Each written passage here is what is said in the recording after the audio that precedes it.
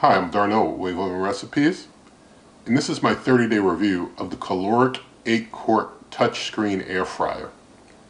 And I do want to mention, if you've not already seen it, please check out the initial review of this air fryer that was done a while back here on the channel. Basically, in that one, I do everything as far as the features, the detailed specs, side by side, showing it beside other cookers, measurements, test cooks, all of that stuff's done in the initial review. This 30-day review is a follow-up where I talk to you about my experiences, my thoughts and impressions, but as I said, everything else, if you don't hear it in this 30-day review where I'm just talking about things, it's probably in that initial review. If it's not here or there, I probably don't know. I can tell you, I likely do not know.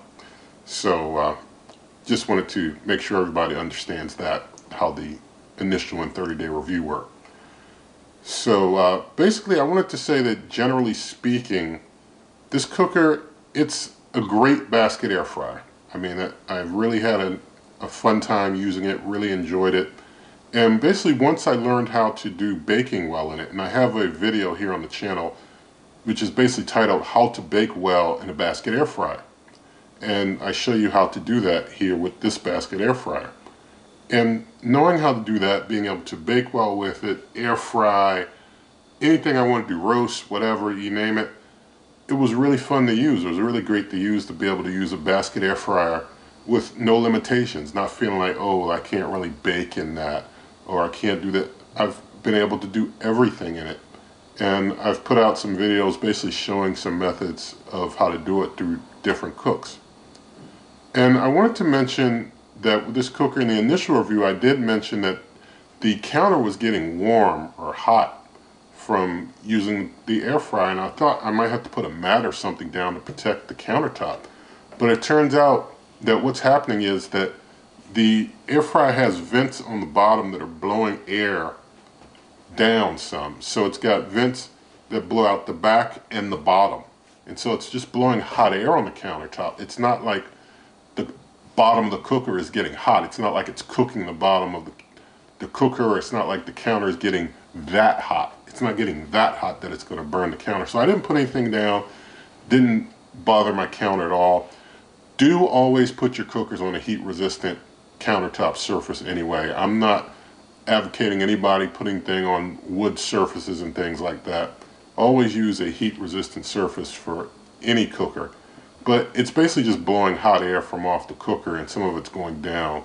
So the counter is kind of warm from that, but it's not like overwhelmingly hot. Now, I do want to mention that this cooker has no memory. Like the last cook, it doesn't remember what you set for. That's a little bit of a pain. You have to always go back in and set to what you want. And as far as the heat level, this cooker gets very hot. It's a very hot end cooker, so it's able to cook things very hot and fast. And so with a basket air fryer, you know, you can't really see what you're cooking, so it's kind of like a mystery of how things are going to come out.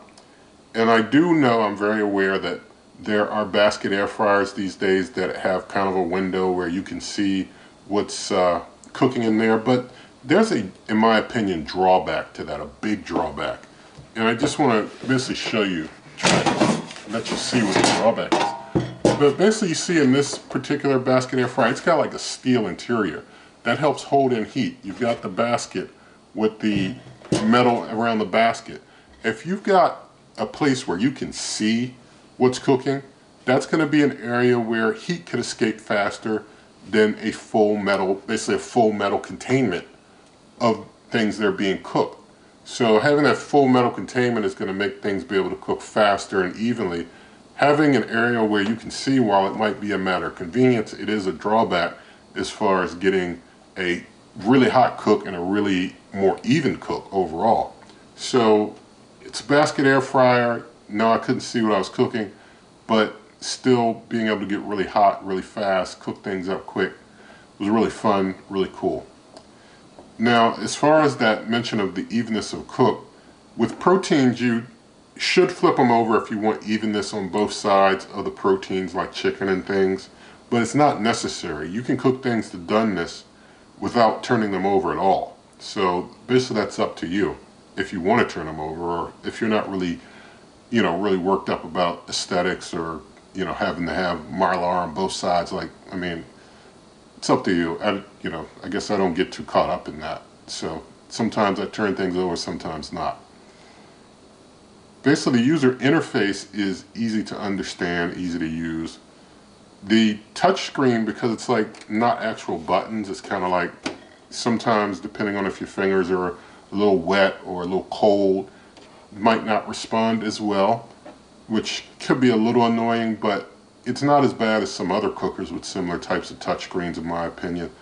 Of cookers that I've used with touch screens, this one was more responsive than some others, is what I'm trying to say. On-the-fly changes were easy to make, so very easy to use as far as all that's concerned. I didn't have any smoke issues with this cooker, so that was cool. That's always good. And basically all the functions on this cooker are they're basically presets of air fry. I mean, they've got different titles and different ranges and things, but they're all really presets of air fry. It's like different presets of time and temperature for air frying, even though it might be marked like bake or something like that. But it's still really just all air frying. And so you basically just select the preset that is close to the time and temp that you want, and then you just kind of adjust it from there to get to your target, and then just start to cook.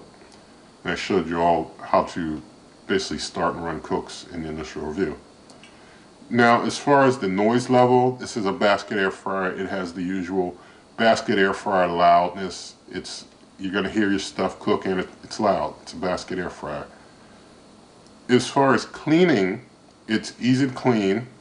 And so you can see basically from the inside, things are very clean. I don't use any special stuff. I'm just using regular dish soap and a rag, and that's it. Washed everything by hand. You see in the basket there, very clean.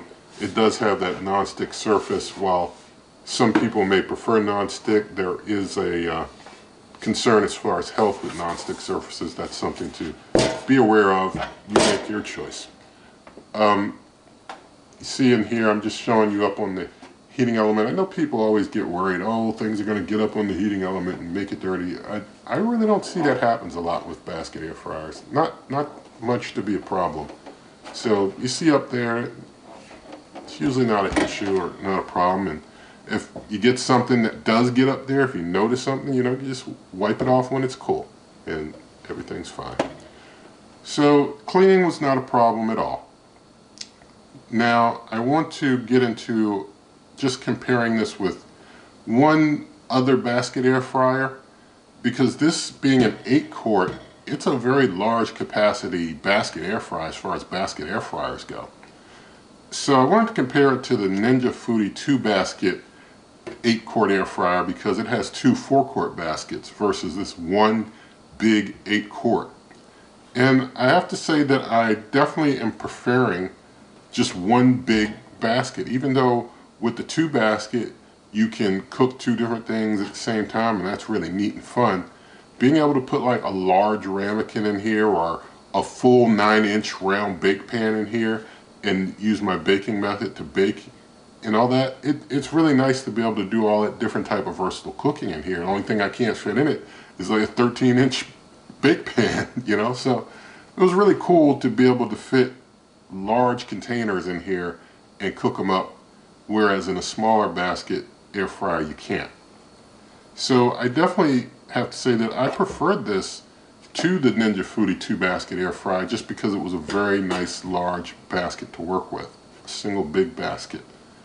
And so basically it's up to you as far as your favorites and whatnot. I'm not going to compare it to any other cookers, because other cookers are in a different class, different type, different style.